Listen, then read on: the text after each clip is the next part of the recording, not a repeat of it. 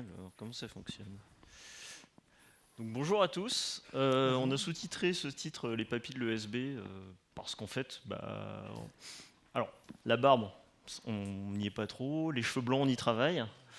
Par contre, comme les papilles, on a des histoires à raconter, on aime les partager et on va voir un petit peu. On aimerait que ça enrichisse un petit peu vos SI à l'avenir, ceux qu'on ont déjà, ceux qu'on n'ont pas. Donc je commence par me présenter, Borémy, j'ai commencé comme développeur Java, on va dire au milieu des années 2000, dans la grande vague de la SOA, etc. Donc je suis né à peu près en même temps que les ESB. 10 ans d'architecture aujourd'hui chez Octo, et aujourd'hui je suis accompagné d'Ilker. Donc à toi. Ilker, je suis architecte aussi, et ça fait un peu plus une vingtaine d'années que je fais de l'architecture chez Octo. Voilà, et donc c'est un honneur d'être accompagné par Ilker parce qu'on va commencer par une histoire. Et voilà, comme les papilles, on espère que ça va vous inspirer. Alors on va vous raconter une histoire. L'histoire, il était une fois dans une galaxie pas si lointaine, que vous connaissez probablement. Il y avait 3 planètes majeures. En fait, le troisième étant un ensemble de planètes qu'on appelle Unix. Il y avait les mainframes et il y avait Microsoft. Ces mondes ne se parlaient pas nativement. On parle des années avant 2000. Et à partir des années 2000, on commence à voir les mouvements avec le boom Internet. Et vous avez des protocoles qui émergent, des outils qui émergent, et on commence à faire de l'intégration. Là, on va vous parler justement de la saga, ouais. Donc on commence, comme disait Ilker, au début des années 2000 par la guerre des intégrations. Donc différents mots sont apparus par là, le SOAP, XML, les EAI. C'est quoi déjà EAI, Ilker? Alors, EAI, on les appelait Enterprise Application Integration. C'était des outils que vous utilisiez justement quand vous n'avez pas une solution pour intégrer des systèmes entre eux. Alors, on a parlé de SOAP, XML, EAI, il y a plein de standards qui émergent. Et entre 2000 et 2004, c'est vraiment la guerre des intégrations. Et on arrive enfin à faire parler ces mondes qu'on vous a cités. À partir de 2004, c'est ce qu'on a appelé l'ESB Contratech. Alors c'est là, moi, où j'ai commencé ma vie dans l'IT, dans le beau monde de l'IT.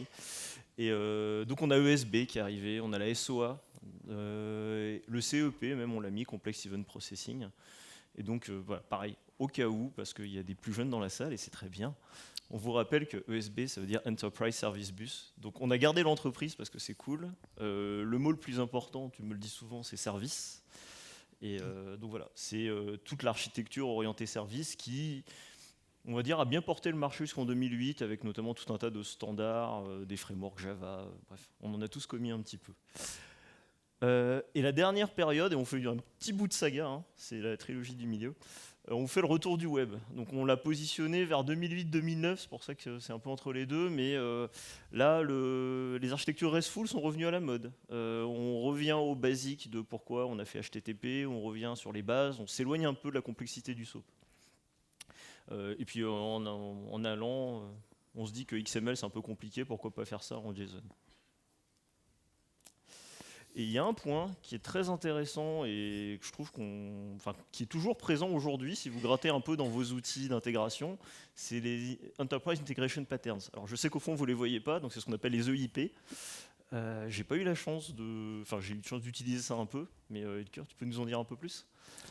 Alors, dans les années 2000, on essaie de faire l'intégration, comme on a dit, et on essaie de faire différents types d'intégration. À l'époque, on n'appelait pas ça des patterns d'intégration. Par contre, justement, de temps en temps, on parlait de la même chose, mais avec des noms différents. Et entre-temps, il y avait quelqu'un, Gregor Hopp, vous voyez son bouquin, justement, sur les EIP, qui a commencé à faire son site et qui a commencé à nommer et en quelque sorte standardiser, normer les patterns d'intégration. Et du coup, au fur et à mesure, on a même contribué à son site et finalement il a sorti son livre sur l'intégration. C'est devenu un peu le standard du marché sur l'intégration pour faire des intégrations avec des patterns normalisés. Aujourd'hui, vous avez des produits d'intégration, notamment les ESB, qui vous disent qu'ils supportent les EIP. Voilà, donc ça c'est un des grands héritages des ESB. Ça permet au moins en tant qu'architecte, c'est principalement c'est les personnes que nous avons dans cette salle, ça nous donne des outils pour facilement parler de patterns, comme moi quand j'ai démarré Java, il y avait les patterns du Gang of Four qui nous permettaient un peu d'échanger juste sans forcément regarder le code dans le détail. Donc on a fait cette partie histoire, et maintenant pour juste qu'on parte sur des bases un peu communes tous, parce qu'on a tous notre différents passés d'architectes, différentes histoires, on aimerait poser quelques définitions. Alors ça c'est une définition, donc moi j'ai commencé l'architecture chez Octo, enfin la vraie architecture, à travailler un peu cette matière-là, et j'ai découvert 4 niveaux d'intégration, et j'avoue ça n'a pas vieilli. On pose 4 niveaux d'intégration, donc par le processus, l'IHM, le service et la donnée. Ce qu'il faut retenir, c'est qu'il y a une espèce de gradation, du plus technique en bas, l'intégration par la donnée, vers quelque chose de beaucoup plus métier, les processus. Processus, vous voyez, on a parlé de workflow, donc c'est l'enchaînement d'actions, parfois humaines, avec des temporisations, des choses. L'IHM, c'est ce qui va être agrégation d'écran. Vous pouvez dire iframe, vous pouvez dire ESI, vous pouvez faire application webfront, single page application. En dessous, vous avez les services, c'est un peu ce qui va nous intéresser par la suite, et la partie intégration par la donnée. Pour faire la différence entre les deux, je vous propose une petite histoire. Alors, pareil, pour ceux du fond qui ne lisent pas, le titre c'est « Attention, le connecteur ne fait pas le moine ». Vous avez 2 applis, l'appli A et l'appli B. L'appli A et l'appli B communiquent en batch. Donc tous les soirs, l'appli A décharge dans un gros fichier CSV et envoie à l'appli B qui l'ingère dans sa base pour faire des trucs, genre le référentiel client. Ça, c'est clairement l'intégration par la donnée. Ce qui est important, c'est le format des données et la structure des messages, parce que j'ai modifié des colonnes dans mon CSV. Si maintenant je rénove mon appli B, parce que par exemple j'ai des besoins de temps réel ou de fraîcheur, et je décide d'exposer un web service, parce que c'est à la mode. On avait dit que c'était RESTful, début des années 2010, c'est cool. Donc je fais un web service, mais qui fait exactement la même chose. Il est capable de manger une ligne et de l'ingérer dans la base de données. Je vous pose la question, est-ce qu'on est dans un cadre d'intégration de service? La réponse, c'est fondamentalement non. C'est-à-dire que ce n'est pas une question de support technique. Ce n'est pas parce que vous avez un web service que vous faites du service. Nous, ce qu'on va considérer qui est du service, c'est quand vous avez de la valeur ajoutée métier. Si le principal souci de votre intégration, c'est le format des données, la structure des messages, vous êtes dans une intégration pure par la donnée. Vous fassiez du message, du Kafka, du web service ou ce que vous voulez, ou du pigeon voyageur. Par contre, nous, ce qui nous intéresse dans le service, et dans ce qui est l'architecture de service, SOA ou Web Oriented Architecture, comme vous voulez, c'est une valeur métier. C'est je crée un client, je crée un dossier, des choses avec des valeurs et des contrôles métiers. Après ce rappel, on va zoomer dans ce qu'est un ESB. Alors on reprend sur les ESB. On va vous expliquer comment c'est composé un outil de type ESB. Comme a dit Borémy, vous aviez les 4 types d'intégration. Pour faire ces 4 types d'intégration, un ESB est un outil de développement qui va vous permettre justement de les appliquer selon le cas que vous avez. Alors, vous avez une couche de transport qui va être du Kafka, du JMS, ça peut être n'importe quel type de bus qui vous permet de finalement transférer vos données entre systèmes. Vous avez en deuxième la couche de transformation, ce qu'on appelait en anglais le mapping. Ça vous permet de transformer les données d'une application source vers le format que vous voulez utiliser dans les applications cibles. Ensuite, selon le packaging que vous avez, vous pouvez avoir la partie gestion de processus, BPM. Et puis vous avez, que vous voyez à gauche et à droite du schéma, les connecteurs qui sont probablement connectés avec toutes les couches, et puis les outils d'administration. Les connecteurs sont pour les applications, différents types de protocoles que l'outil supporte. Et puis l'outil administration vous permet de gérer l'ensemble et les différents nœuds que vous avez déployés de façon centralisée. Alors on va commencer à vous parler de quelques patterns, justement, que vous êtes capable de faire avec l'ESB. Mais avant toute chose, on va commencer avec aujourd'hui. Imaginons que vous avez une application que vous voyez à droite, le back-office des comptes bancaires, un compte courant, et puis vous avez un site web qui va exposer justement des services. Et imaginons que vous avez besoin de requêter le solde que vous avez sur un compte. Donc la première chose que vous allez faire, vous allez appeler un service qui s'appelle getBalance ici, avec un numéro de compte, et vous allez récupérer le solde du compte, tout simplement, à travers le web service. Ça, c'est ce qu'on fait aujourd'hui, la plupart du temps. Mais imaginons qu'en 2000, vous n'aviez pas cette facilité, disons, et il n'y avait pas les standards, et imaginons que c'était un mainframe et avec un milieu transactionnel CICS. et vous avez toujours la même application back-office compte. Et pour communiquer depuis votre votre site bancaire, il fallait un outil qui vous permet justement d'envoyer un message, recevoir sous forme de réponse le montant que vous avez sur votre compte. Alors, l'ESB faisait la traduction avec EBCDIC, avec les technologies nécessaires, et puis ça pouvait être exposé justement sous forme de message à votre système moderne. Alors, toujours en gardant le même exemple, on va essayer d'ajouter la notion de notification et événement. Toujours même requête-réponse, et cette fois-ci, on va ajouter la notification. Imaginons que le compte, si on a moins de 100 € sur le compte, on va envoyer une notification sur le mobile de la personne. Et donc, je vais ajouter ça dans mon flux comme un flux supplémentaire. Donc, if balance inférieur 100, donc je vais envoyer une notification. Ça peut être implémenté de façon très simple avec les ESB. Alors, un autre exemple, on garde toujours notre écosystème appli mobile bancaire, et puis, cette fois-ci c'est appli mobile, tout à l'heure c'était le site, et puis le mainframe, et on a cette fois-ci un virement comme exemple, pour lequel il nous faut une transaction qui va faire un débit du premier compte et un crédit sur le deuxième compte. Et il faut que les deux fonctions soient appelées et en succès pour qu'on puisse terminer la transaction.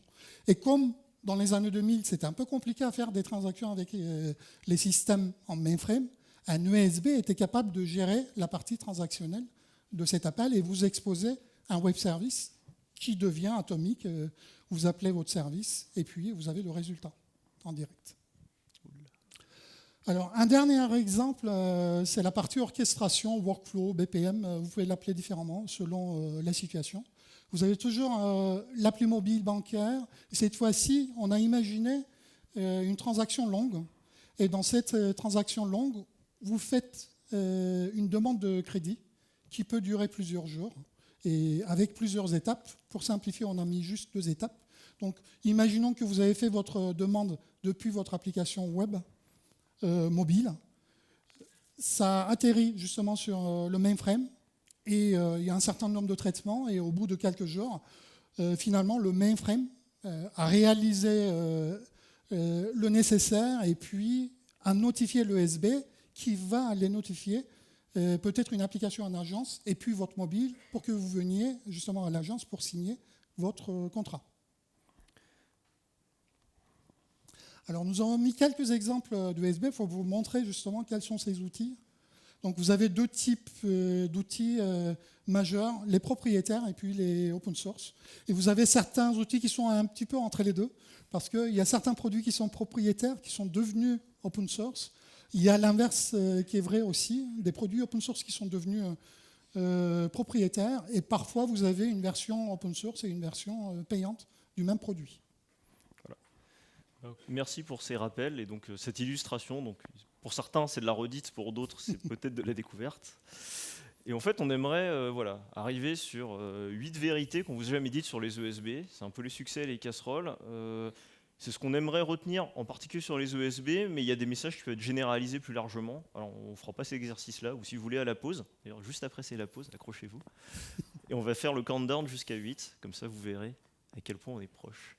Alors, première vérité, je vais les lire, c'est que l'outil ne fait pas l'architecture, comme le connecteur ne faisait pas le moine. On a certains outils qui ont suivi la mode. À la mode des EAI, donc première période, ils s'appelaient EAI, et puis ils sont remaquillés en ESB, ils ont retourné leur veste à la fin, maintenant c'est des API managers. Ils ne sont pas tous comme ça, mais à la fin c'est le même socle, hein. C'est juste qu'il a changé de nom. Donc si jamais vous avez un catalogue de services chez vous, ils ont dû bouger dans la grille de services, mais c'est le même, hein. Comme on dit, l'outil ne fait pas l'architecture, c'est pas parce que vous avez un outil dans une case que vous avez choisi votre architecture, et c'est ce qu'on disait tout à l'heure, c'est pas parce que vous avez un outil qui sait faire plein de choses qu'il faut le ranger à tous les niveaux. Si par exemple vous avez une appli qui vous envoie juste de la donnée brute, elle s'intégrera mal avec une appli qui a besoin de contrôle métier. Donc, il y a même certains ESB, m'a dit Ilker, qui faisaient de l'IHM. J'ai pas vu, je veux pas voir. Deuxième vérité, la promesse de l'intégration sans code. Juste avant, on vous parlait de low code, no code. Bah ça, c'est une promesse qui date de, oui, 15 ans. Moi, j'ai commencé, c'était ça. L'intégration, c'était facile. Vous prenez l'appli A, easy peasy, appli B. Ça passe, c'est nickel. Bon, la réalité, c'est qu'en fait, à la fin, vous ouvrez un truc inspiré de Eclipse RCP, et puis, ouais, ok, c'est une capture d'écran un peu moche, mais ça vous montre quoi? Ça vous montre qu'au final, ça ressemble pas loin à du code. Hein. Vous mettez des points-virgules, et en vrai, quand vous double-cliquez, vous avez le code derrière. Donc, l'intégration sans code, bof, ça ressemble plus au troisième outil qu'il montrait tout à l'heure. Alors, un ESB est un outil de développement. Et on vous pose souvent la question, faut-il mettre du code métier dans un ESB? Il y en a qui disent oui, il y en a qui disent non. En fait, finalement, comme dit Borémy, tout ESB génère du code. Vous voyez un exemple à droite. Tout développement doit avoir un responsable fonctionnel et technique. Et du coup, l'ESB ne va pas déroger à la règle. Donc, la partie industrialisation, la testabilité de l'outil, le versionning de votre code, c'est souvent en plus difficile avec ces outils. Quatrième vérité, l'ESB ne réduit pas la complexité de l'intégration. Alors ceci est un slide de vendeur de middleware typique. Récemment, on me l'a fait sur des bases de données. Alors, c'est complètement malhonnête, mais ça fonctionne très bien sur PowerPoint. Donc avant, vous aviez des applications. Elles sont toutes de guingois, et c'est la foire à l'empoigne, c'est le Far West. À droite, c'est beau, c'est propre, c'est rangé. Et tous les traits sont droits. Les boîtes aussi, d'ailleurs. Donc voilà. Maintenant, si vous avez déjà eu ce genre de chantier à faire, un avant-après qui fonctionnait très bien au moment de la vente, vous savez qu'en fait, quand vous ouvrez la boîte, vous retrouvez ça. Et du coup, merci. Du coup, la complexité, elle n'est pas vraiment réduite. Vous l'avez juste, on va dire, centralisée.